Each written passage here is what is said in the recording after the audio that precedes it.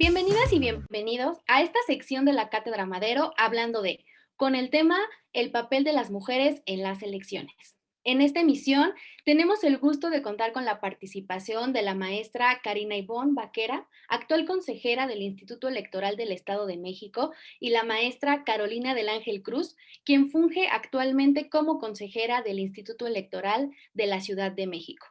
Muchísimas gracias a ambas por acompañarnos a hablar sobre este tema que, bueno, debido a la coyuntura actual y al proceso electoral vigente, pues es de suma relevancia, ¿no?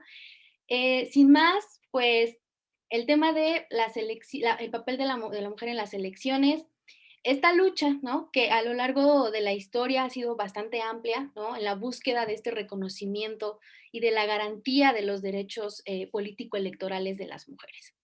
Si bien hemos ganado terreno a favor de, de la búsqueda de estos espacios, ¿no? Como lo fue en su momento el derecho a votar y aspirar a cargos de elección popular en todos los niveles de gobierno, aún nos faltan muchas cosas.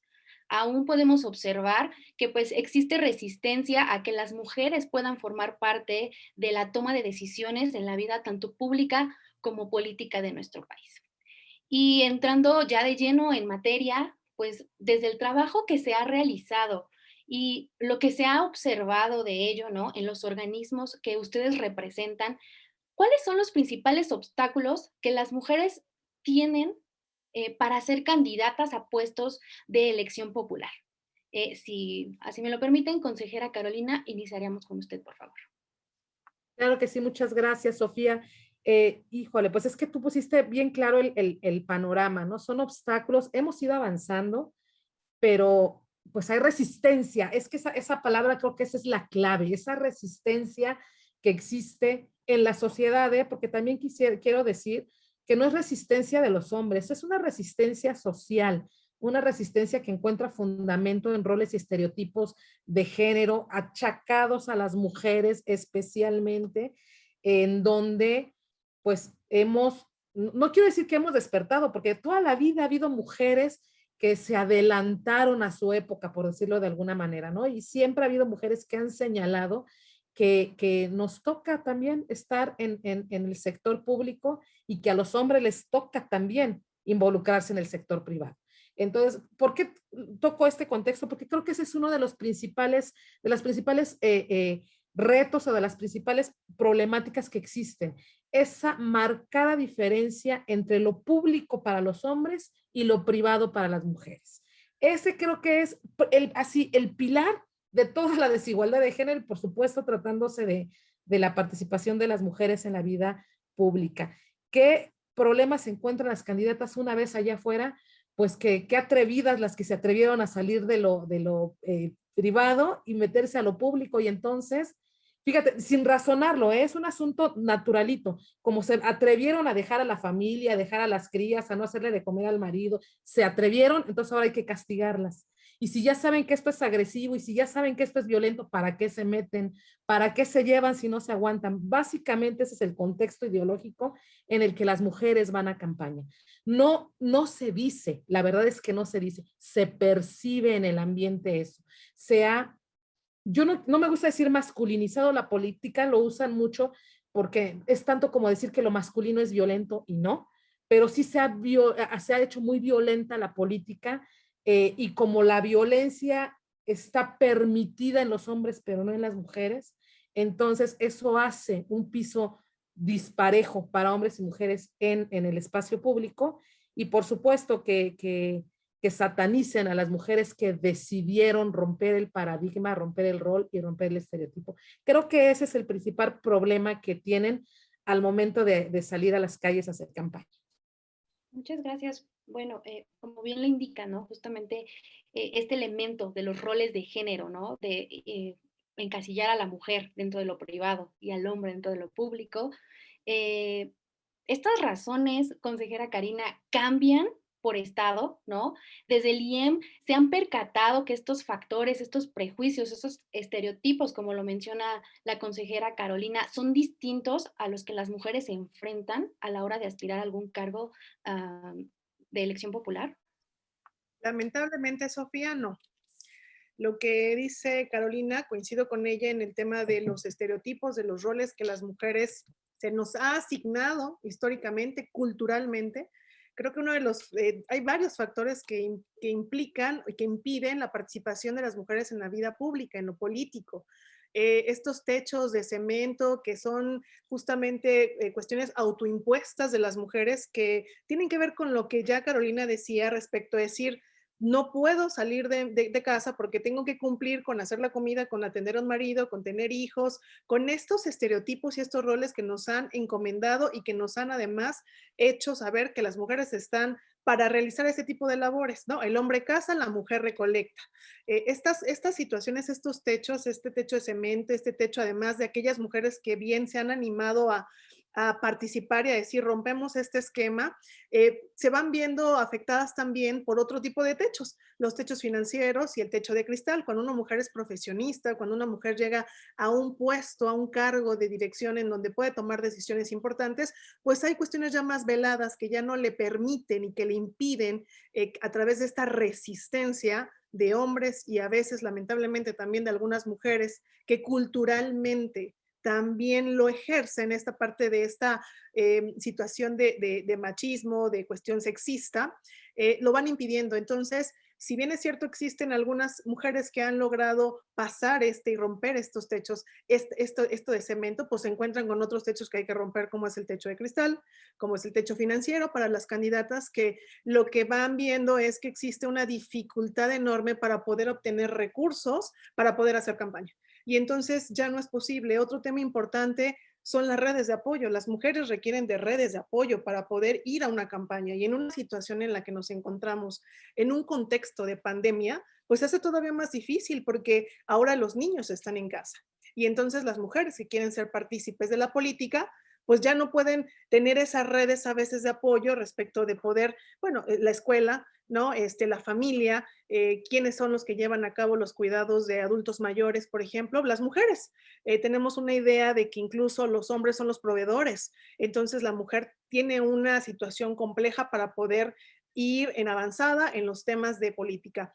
Se ha avanzado mucho, eso sí es cierto, Sofía, sin embargo, creo que todavía este suelo pegajoso, estos techos de los que hablamos, tienen que irse rompiendo y tenemos que ir avanzando, pero hay un tema que seguramente pues Carolina y muchos de quienes nos están viendo coinciden. Así como hemos avanzado en el tema de que las mujeres vayamos participando y tengamos una actividad mucho mayor en la política, también a la par la violencia se ha generado en ese mismo incremento. Y ese es un tema que también hace difícil que las mujeres participen de la política y como candidatas, por supuesto, también sin decir, bueno, también otro tema es la parte interna de los partidos políticos, cómo es la democracia, existe, no existe, ese déficit democrático que existe al interior de los partidos políticos en donde justamente se van determinando los espacios y los lugares que habrán de ocupar las mujeres y hombres como candidatos. Bueno, ya como lo mencionaron ambas, pues sin duda este problema de ceder espacios a las mujeres es una construcción sumamente arraigada, ¿no? Está interiorizada no solamente en un aspecto social o político, sino que ya también van otros factores culturales, económicos e inclusive internos de partidos políticos, como usted lo mencionaba, maestra Karina. Y creo que justamente en esto, el papel que ha llevado a cabo tanto el INE como cada uno de los soples ha sido trascendentales, ¿no? En la búsqueda de erradicar justamente toda esta violencia, ¿no? Toda esta reminiscencia que las mujeres formen parte de estos espacios. Se ha iniciado con recomendaciones o se inició en su momento con recomendaciones justamente a los partidos políticos para que postularan a más mujeres a puestos de elección popular. Como no se llevó a cabo de esa forma, no fue suficiente con esta recomendación, pues se establecieron también cuotas de género, ¿no? Que es como esta búsqueda también de buscar la igualdad y la paridad de género, y que las mujeres pues realmente pudieran acceder a la esfera política. Ha habido un debate muy amplio a lo largo desde que se implementó justamente esta medida sobre si es correcto o no que se llevara y se autorizara estas cuotas de género, ¿no?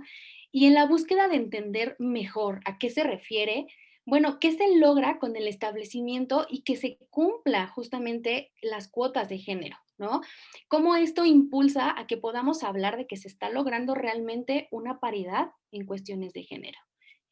Consejera Karina, si por favor puede iniciar. Gracias, Sofía. Creo que esto es como lo mínimo, o sea, llegar a lo que tú has mencionado de este sistema en el que hemos avanzado, bien lo expresaste, Sofía, pro cuotas, cuotas y ahora paridad y paridad total, es un piso mínimo. Eso significa que es algo que tendríamos que haber tenido desde hace décadas y que finalmente el sistema político electoral mexicano pues no estaba contemplado para eso. Yo recuerdo que leí algo sobre incluso en un código civil decían las mujeres tú no tienes derecho ni siquiera a firmar un contrato. Y entonces desde ahí estábamos vistas de una manera pues completamente sin derechos civiles y por supuesto mucho menos los políticos. Eso no significa, como también lo decía Carolina en su participación anterior, no significa que las mujeres no quieran participar. Al contrario, por supuesto que siempre lo han querido hacer históricamente. Entonces creo que esto que tú comentas de llegar a esta paridad total es un piso mínimo y yo voy a volver a tocar la palabra de resistencia porque entre más visible la hagamos, creo que es una manera también de poder irla eliminando. La resistencia es tan fuerte que justamente incluso el cumplir con estos pisos mínimos ha sido muy difícil. O sea, lo ven como una carga y como una obligatoriedad, más allá de verlo como lo tendrían que ver mujeres y hombres, sobre todo los hombres, es en los hombres, en los espacios de poder de los partidos políticos, que es un derecho humano de las mujeres, un derecho humano. Entonces, ahí en ese sentido creo que todavía nos falta avanzar. Digo, hay cuestionamientos de decir, ya 50-50, pues ya estamos cumpliendo. Sí, pero a ver, espérate, 50-50 es el mínimo. ¿Cómo lo hacemos? Pues postula más mujeres. Y después ya no solamente es hablar de las cuotas y del tema de la paridad, o sea, del 50-50, sino a qué espacios y en qué lugares, porque hemos ido teniendo que crear bloques de competitividad, ¿por qué tenemos que analizar y revisar algo que es un derecho humano? Entonces, creo que ahí es el mínimo, pero nos falta un montón por avanzar y yo creo que en todos hay institutos políticos que por supuesto tienen una avanzada muy interesante en el tema de mujeres y derechos humanos. Hay otros, lamentablemente, en los que se tiene que decir, hay resistencia y hay una resistencia que tiene que irse eliminando, rompiendo, pero eso solamente se hace en conjunto, porque encuentra resistencia en diferentes espacios, en lo interno y en lo externo, y eso no es sencillo. Y veo que Carolina sienta, así que va a ser interesante también escucharle. Gracias. Gracias. Pues justamente siguiendo esta línea, consejera Carolina, mi idea también es preguntarle si se está logrando esta paridad, ¿no? Sobre todo ahora, bueno, que actualmente tenemos ya una representación de mujeres mucho más amplia, ¿no? 241 mujeres en la Cámara de Diputados y 63 en el Senado. O sea, realmente podemos hablar que este es un avance en cuestiones de paridad de género. Ya lo mencionaba la consejera Karina, que es un mínimo, que hay avances, pero ¿esto es suficiente? ¿Nos está llevando por el camino correcto?